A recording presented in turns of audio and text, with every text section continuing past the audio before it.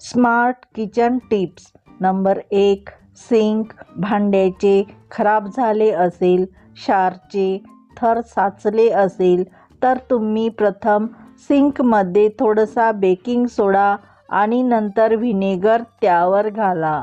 स्पंजच्या मदतीने घासावे, ज्यामुळे किचन सिंकवर साचलेली घाण आणि थर निघून सिंक नवीन असल्यासारखे दिसेल.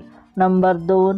गॅसचे लायटर बंद पडले असेल तर थोडा वेळ उन्हात ठेवावे, यामुळे लायटर चालू होईल. नंबर 3. मिठाच्या पाण्याने चहाचे भांडे धुवावीत, म्हणजे त्याचा वास जातो आणि डागही जातात. अशाच उपयुक्त नवनवीन किचन टिप्ससाठी मीनाताई किचनला प्लीज सबस्क्राईब करा. पुन्हा भेटूया उद्याच्या व्हिडिओमध्ये. धन्यवाद.